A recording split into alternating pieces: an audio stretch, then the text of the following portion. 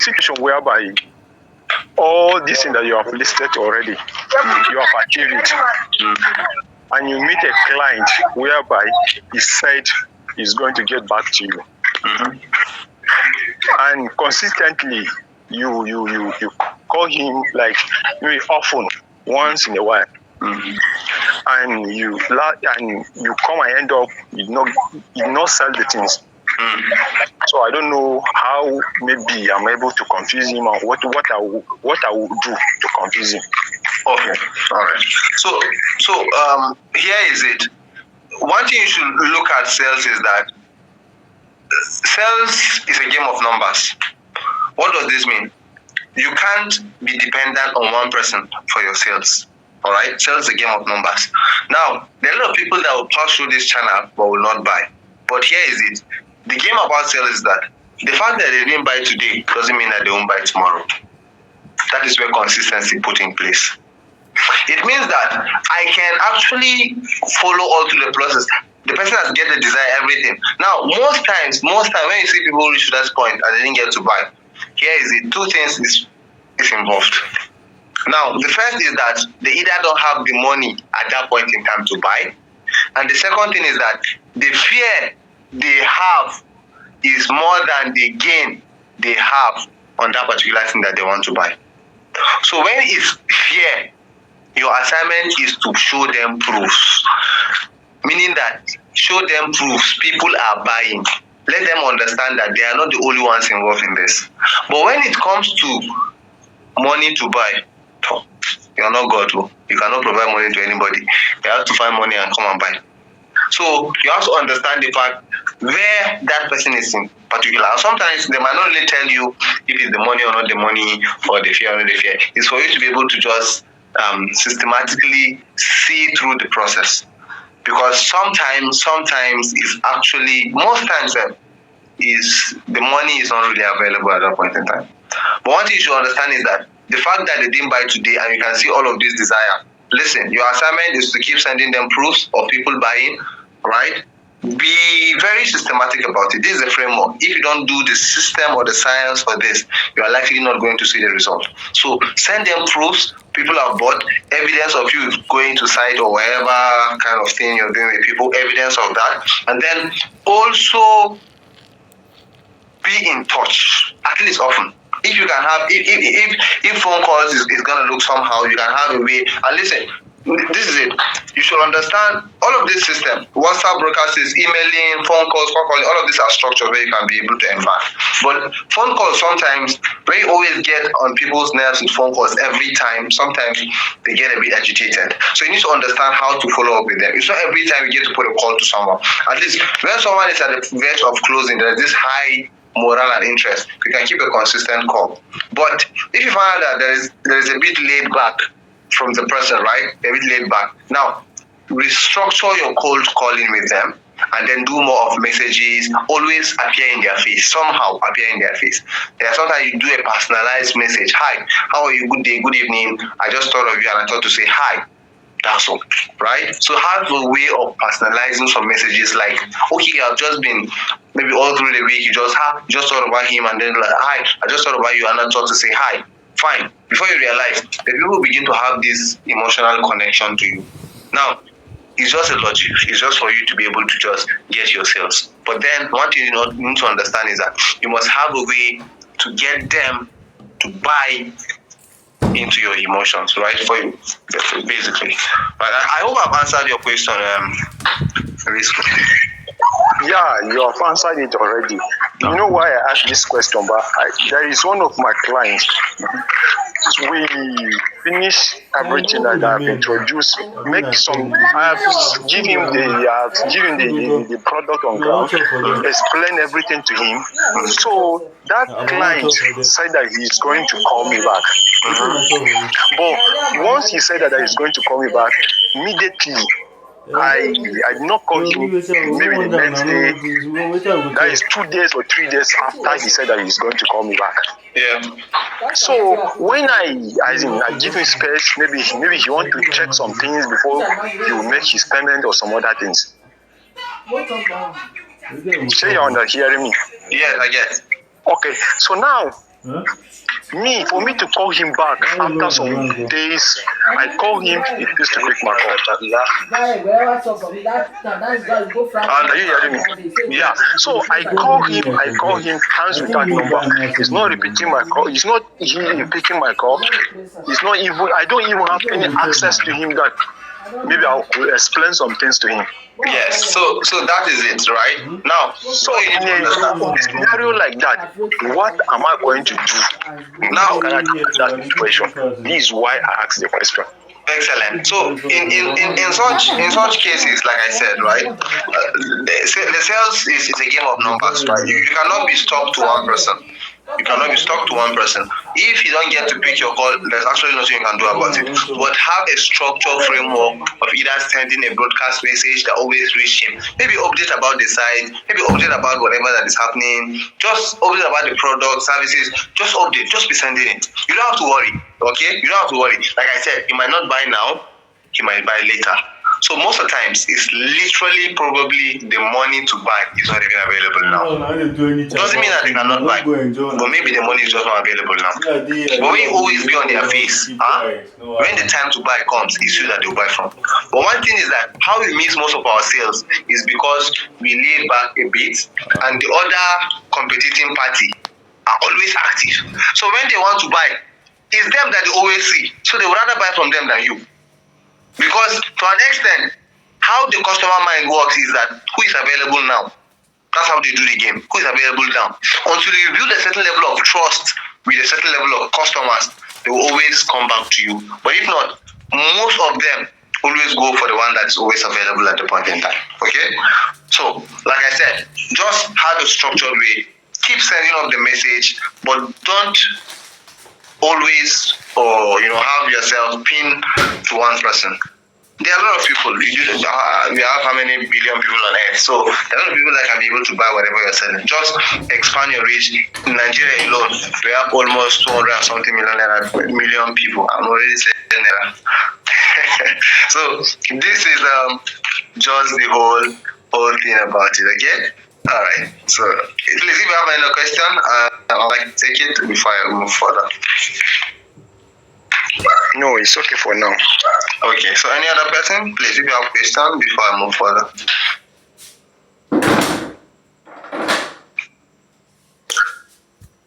Okay, we don't have questions, so that means we have all understood this part, right?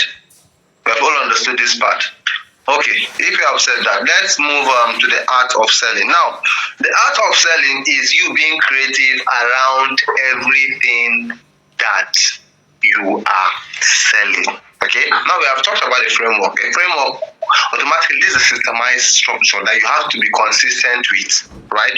So when it comes to the art of selling, it's for you to be creative around it now. For you to be creative around it. Now, there are some clients that, for you to establish a certain level of trust, most usually, at least some top-rank clients and all of that, you must have to be creative about the way you connect with them, the way you engage with them, and all of that. Okay? Now, for instance, we have a very high-end client, and you have done all of this. He's interested, he has desire, but he hasn't bought. So where or what can you do? Now, probably you know that client have a child.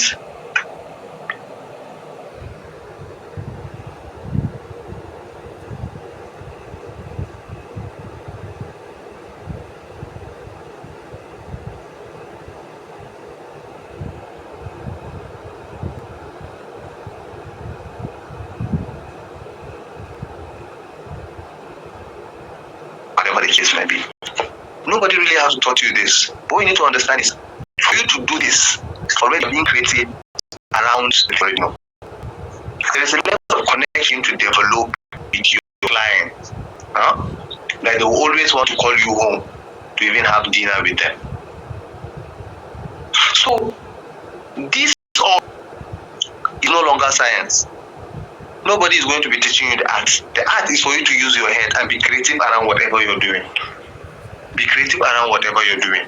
Okay?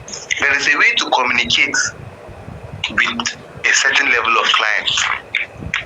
Now, if you have a certain level of high-end clients, some of them, you cannot be calling them every time.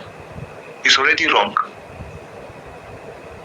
You need to understand, categorize your target audience, categorize your client. It's not everybody that you're picking your phone and be calling them. No. There are some people, a good constructed message, they feel very honored by it. Now, this is another way of you just being creative. You send them a constructive message, probably tell them, okay, I want to pay a visit to you in your office. You go to the office, honor them with something. Before you realize, that same person will tell you, what do you do? And will even give you one of your best selves. Now, you see, being creative. Nobody have to tell you that, no, this is the framework on how to do this. No. Creativity comes with our creative nature.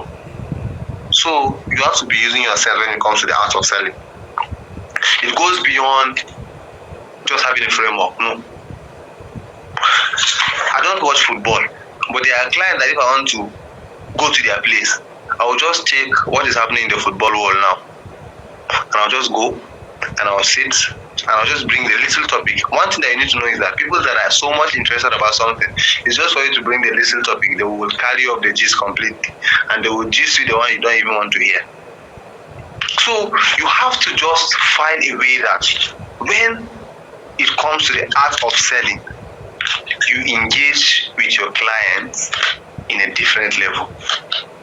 It goes beyond a structural framework. Now you try to personalize it on your own creative nature. Are we together? So there are three major things when it comes to the art of selling, right? We have empathy and connection. What does this mean? This means that there is a way you can empathize with your client. What is empathy? It's just putting yourself in the same shoes with the person, right? Yes. Now, for instance, I gave an example earlier on. Maybe you're going to a certain place with a client and maybe his car broke down or something. I know you want the sales. I know you want him to really go to that side and make the sales. But wisdom demands that you begin to sympathize with that particular situation at that point in time. Manage that situation effectively before you even come back to talking about sales. But see, most of the times where we miss it is that we don't read our client's emotions. Because we don't read our client's emotions, and like I said, people buy from their emotions. When you don't read your client's emotions, you will find out that you're shooting yourself in the leg. Because when the client is really, really in a certain emotional state, probably down about something, or maybe he lost someone that he so much love, you, at the other side, you're still talking about sales. You're not trying to sympathize or try to manage that situation fine. So you need to understand all of this. Do not just be scientific about selling, but also be creative about selling. Okay? The first thing, empathy and connection. The second thing is what? Creative communication. Okay? Creative communication. How do you communicate with your clients? How creative are you with your communication with your clients? There are times that before I even engage talking with the client, I have to check a little background about the person. So when I begin to communicate, I will know that, okay, this is how this person's think, or these are his behaviors, this is how he reacts to things and all of that. So my communication with him will be based on the little knowledge I have about him. Okay? There are times that you have a client, if you understood that, let me even give you a deep secret. Any client that you have, you check his profile pic, you found out that it's his wife on his profile pic. Yeah? Anything that you want to sell to him, keep wondering his wife will like it. Don't you think his wife will like it? No, let him look at it well. His wife will definitely like this. It's a strategy. The moment you see any client, his wife on the DP, or his daughter, or is any of his children, keep wondering on that emotional part, because they are connected to that already. They are connected to that. So this is just a way to be also creative around it. Okay. So the final part is what? Being persuasive and influential, okay? Having a certain level of influence on your client. Now, when we talk about influence on your client, you see, all of these things that you see we get to put, getting exposed, we go for conferences, we go for events, we have to probably take a strategic position, snap with certain kind of people, position ourselves, all of that. People see this, right? All of these trainings, you get to do all of those things, putting yourself out there, making sure that you position yourself more as an helper than someone that is out there to collect. People read these things. So you have a certain level of influence on your target audience because they will see you as an authority in that field. But the moment all you do is you want to sell, you want to collect, you want to do this, they will always see you like just a salesperson that they always get to meet. But when you begin to act like a consultant, begin to act like whatever you're trying to do, begin to give them the cons and don'ts, right? Giving them the positive and negative. Okay, how can they do this better? Okay, look at it. You can be able to look at, okay, this is the best strategy that you can be able to use. No, the client wants to buy probably 5 plots of land. Say, okay, so look at it. Buying this, probably wants to buy maybe 2 plots of land. Say, okay, no, sir, if you have the capacity, buy social number plot of land. When you get later on, you can be able to sell this social number, use the money, develop it on this and all of that. Begin to talk more like a doctor and a patient. Do you understand? Talk more like a doctor and a patient. That means you're providing more of solution to him. You're telling them how you can be able to help them to better their livelihood. But the moment you're only about just bombarding them with this and that, you will still not be able to close on certain kind of deals. All right? So when it comes to selling, it's not just a one-way thing. The science and the art of selling all comes together to make your sales more effective, more efficient, and more personalized to your target audience. All right? So this, I believe, will be able to help you from now henceforth in every of your sales, in every of your transactions. You begin to know how to engage with people, right? How to engage with people. So please, the floor is up. If you have more other questions, I would like to take up your questions and then see how we can move on or round up the class from here. Okay.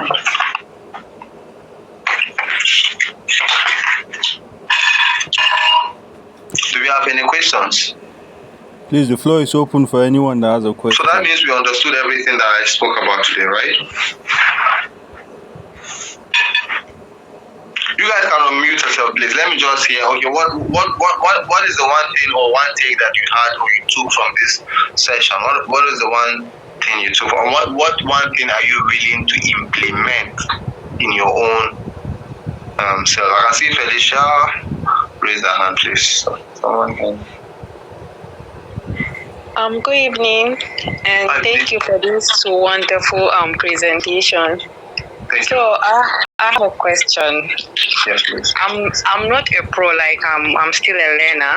Okay. So what are the mistakes? What are the let's say what are the biggest mistakes most salespeople make when applying, when handling clients? Okay. So one of the biggest mistakes is desperation. Okay? Most salespeople are desperate at a point in time. Most especially if you have never made the sales, you are always desperate to want to make the sales. And one thing that you must know is that desperation shows. People read desperation. So you have to have a way to compose yourself. Compose yourself. Even whatever the person is buying, even is 1 billion naira. I know it's very hard. If you have never seen that kind of money, you might not really compose yourself. But for you to make some sales push through, you must have a level of composure, right? So, like I said, sales is a game of numbers. You cannot literally expect one person that you have been talking with to bring up the sales for you at a point in time. No, you must have to be versatile. Have more people that you're talking to. Every day you wake up, who am I going to sell to? Who is the next person? Who is the next client? So expose yourself more to a lot of people that you want to sell to. And don't be desperate with your sales. You package yourself, don't be desperate. It's an intentional thing. People read that. Okay, people read that. Don't be desperate. And like we said in the class, please have a structure framework, right? Use the science of selling framework and all of that. This will also help you, okay? And then be creative around it, but don't ever be desperate, okay? Comport yourself, and then ensure that, and this is it, read more, please. I always say this even to our team here, read more. It helps you communicate well with people. And this is it, people, when they hear you sound intelligent, they want to hear you more. But when they don't hear you sound intelligent, no, they will not want to hear you more. And when you sound intelligent, you begin to sound as an authority in that space. So learn to the core in whatever you're doing, okay? All right. I hope I've answered your question, Felicia. Yeah, you did. Thank you very much. All right, you're welcome. Okay, I can see Inkiru, I can see, sorry, I cannot pronounce this name, but then Akbasan. Sorry for that. Yeah, you can call me Shola. Shola, right? Yeah. Okay, so please, you can, let me have a question. Okay, thank you. So for me, one of my real take home from what you just said. My name is Shola. Yeah, I'm a newbie in the industry. I have a tech background, but recently I decided to go into sales, especially in the area of real estate. Okay. But one of the areas I noticed I had problems with was when I get a particular property, I get to meet a particular prospect, and I keep following up, and they don't get to respond. So one thing I'm learning from you right now is if I have one particular property, I should increase my prospects, not depend on one. Sure. And that's one mistake I've made. So I have two questions. They are linked. Okay. My first question is, sometimes I tend to follow up my prospects and ask them any updates. Does that sound desperate? That's one. Number two is, how do I increase the number of prospects, qualified prospects for a particular property? Those are my two questions. Thank you. Okay. So I think avoid asking your prospects any updates, right? It basically, it actually sounds desperate, right? Rather, what you get to do is that mostly when you begin to see them begin to have a cold feet, right? Begin to update them on, assuming maybe it's a development site, update them on the progress on that site, okay? Update them on the progress on that site. Keep updating them. Don't give that space. At least let them have that update. Now, the thing is that, like I said, have a systemized way. This is a science of selling. For this part, you have to have a framework that helps you consistently update them. At least 2 times a week. If it's a broadcast list that you created, have it. Just update them consistently, right? Even that property is being sold out, update them that it's sold out. Let them know. Just have a framework of updating them. This will help. Now, the next thing is you talked about how to get more leads, okay? Now, how to get more leads or whatever you're selling. You need to identify clearly what you're selling, which you said you're selling properties, and it depends on the price of whatever you're selling, price tag, okay? Now, you need to understand, where do my target audience do appear? They have specific areas that they stay. People that can be able to afford a certain kind of property, they have places that they go to. Do you understand? So you have to be, now these have moved to the art of selling. Strategizing yourself, placing yourself in areas, in locations that you can be able to connect with these people. Now, these things also comes with some level of expenses that you have to engage in, right? Now, for instance, if you're talking about billions, basically you have to probably start going for golf or polo. You see these areas, you can have to start doing that. Have a certain level of engagement with people in that axis. Now, when you talk of at least a certain level of hundreds of millions, you can literally be able to look at, okay, what are the best possible places that these people exist?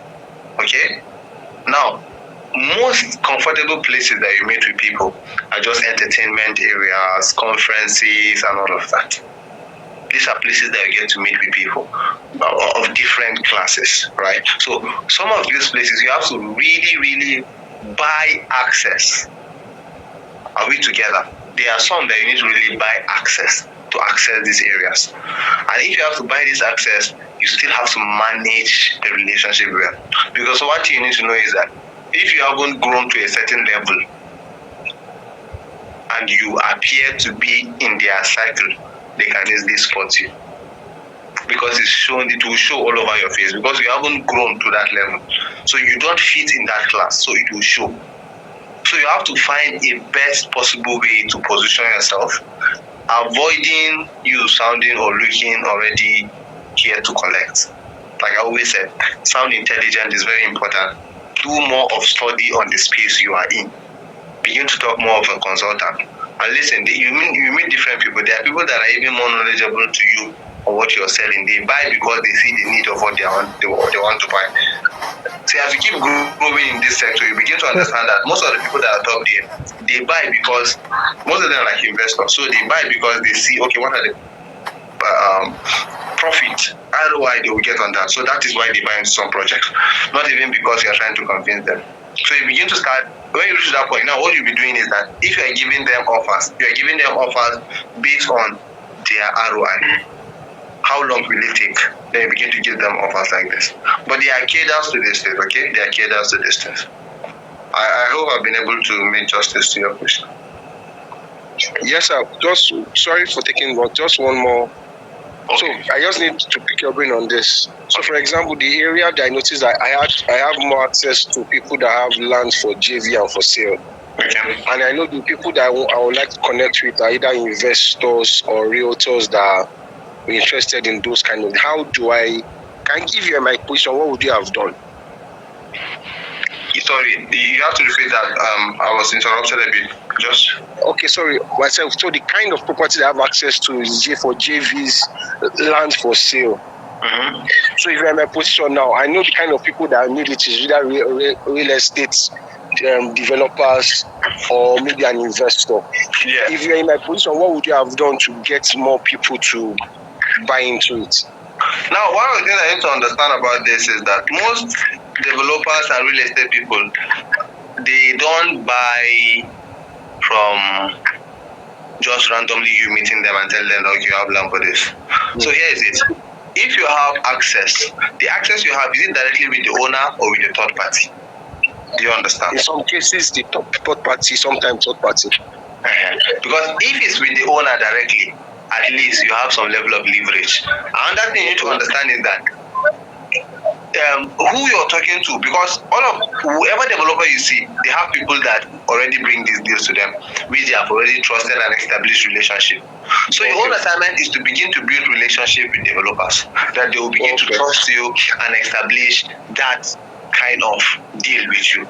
Because if you don't build relationship, and then when you are giving them anything, listen, for you to build relationship with people, you can't start by selling things to them. They will not hear you.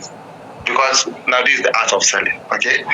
You have to be strategic on building relationships. Relationships are built.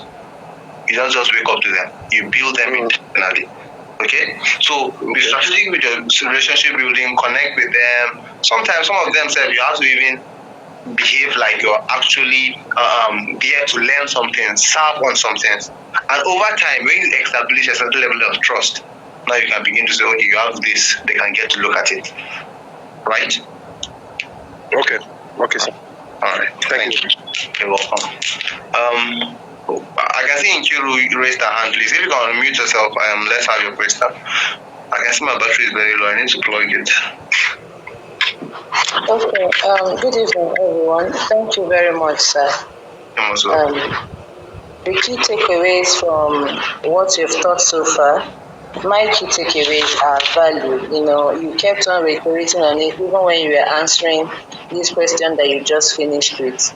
Yeah. So ability to give value, yes, give value and don't sound desperate. So I will just I have a question too, but I want to come from the industry where I am. I'm actually a nurse and a midwife, so I do health. So all the time, when I was venturing into the real estate industry, I don't really have enough knowledge about what it's all about. So, but when I decided to enter into it, one of the things I did was I do health. I health teachings and education. So I send people health tutorials in anything that has to do with health, So that's the way I build relationship with them. So from there, I can now be imparting the real estate stuff. I can say, we have a particular property in so places. I think you can check it out. Or I just try to, like, I'm doing the person a favor, and not really that I'm begging the person to buy. So I think that is working to some extent. So, but judging from you said we are going to position ourselves, go to conferences. Thank God you also mentioned that some of these things cost you money, because most of the properties are in millions. So, for instance, myself, I came from the East, and to establish that level of relationship where people that you are meeting from the cycle you are in, most of them don't have that kind of money. And those people that have the money, you have to go and build that relationship before the person can even give you their money. So it requires some level of, building that relationship, trying to let them know that you are here to give them value. So the major question I have is, how long the wait? Because sometimes you read and read, you go for conferences, you go for seminars, but you wouldn't want to sound as if you want to come and take their money, or you sound as if you are giving them something. You are giving them one thing or the other. So what I want to know is, how long can it be? Because sometimes we get tired too. Sometimes you keep on pushing. You don't even know the right time to launch, so that you don't sound as if you are desperate. So that is the major question I have: the waiting time. How do I stay long enough in this waiting time? Yes, I've known I have to go to seminars, conferences, connect with people, try to give them value, but the waiting time is my problem. Thank you very much, sir. All right. Thank you. So, you're talking of the waiting time before you can be able to. Is it before you can be able to start talking about what you sell, or for them to really buy into what you sell? Yes, for them to trust me enough, you understand, in order to buy from me. I have to establish this relationship, as you have said. I met someone in a conference, and this person is the particular audience I needed, and the person can give me their money. Yes, but the problem now is that they have not known me enough. They don't even, even as much as I'm sending those thoughts that, it's about, when I would definitely sound desperate, because it's land I'm selling, land and property. Yes, so that's the method. So sometimes too, you feel so weak and tired, you keep on, real estate is not something you can just start earning immediately. Yeah. So I was like, how did these people even make it in this industry, So, thank you. All right, thank you. So let me help you with something. Now you are into health, so carve a niche for yourself. Carve a niche, okay? Carve a niche for yourself, because you will be everywhere and you will not make any progress. Carve a niche. Now here is it. You can do health and finance, okay? You can do health and finance. So what does that mean? Basically, as you keep talking to them about their finance, about their health, you talk to them about how a healthy poor man is a what? I don't know. You guys can find the answer for that, right?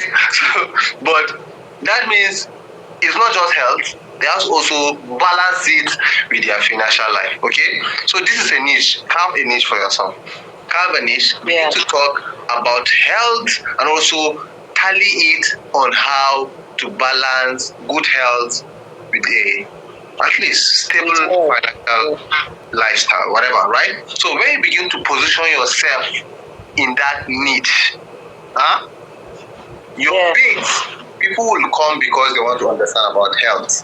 But as you're communicating health, also communicating the disadvantage of not having a certain of financial stability, and this result also to poor health. Because there are some things that we eat. Somebody will be eating garri from January to December. How will you be healthy? You'll be sick. Of course. So there are a lot of things that affect people. So you have to just find a way to balance or find a niche of between this. Between this health and finance. Okay. Yeah. So carve a niche for yourself. Now the assignment is you can find a name that can even suit this particular thing. Carve a niche and focus on that niche. It won't really come now as you think, but when you pump more energy, you will get your audience, and people will buy into it. Okay. Yes, Maybe sir. next time when you guys even talk to people, don't talk to them from just a place of you're just a nurse and all of that and midwife. No, you can also talk to them from a point of I'm a health expert and also a financial expert or something like that. So, and also you have to acquire knowledge. Now here is it. Sometimes to just balance this, going for conferences and events is not just only to network. Please learn what they're being taught there. Okay, actually there are a lot of conferences and events that are you just go there and waste your time. But listen, go to conferences that you will learn things. We're even having a conference that is coming up very soon, which is going to be on 29th of November. Ensure you be part of that. 3 sectors we are capturing this period: the tech, the finance and real estate. Okay, 3 sectors we are capturing this period, and our final session is going to be great. We're going to talk about the new tax reform bill, the crypto space, the how to brand yourself, okay, how to brand your organization, cyber security and all of that. So these are all inclusive package that you can also be part of in our conference. So don't also miss that part. Be available and learn more. Okay, yeah. Thank you, sir. I appreciate it. You're welcome. Do we have any question? If you have any question, please do well to bring it up before we move. Because I think I've already elapsed my time. I'm having a meeting next. So are we all clear? And at least we have learned something. Okay, all right. So thank you very much for having me today. Thank you very much. The session we continue the session tomorrow. There are more other speakers that we get to talk to you, and then there are a lot that you can be able to learn. There's a lot that you can. Please stay tuned and ensure that you practice what is being shared here. Okay. So thank you very much. Do have a blessed night. Enjoy the rest of your night. All right. Abdul, do you have anything to say, please, before we go? So that I don't. For one, we just have to appreciate you for your time and also. Abdullahi, please, you can. Hello, can you hear me, sir? Can you hear me?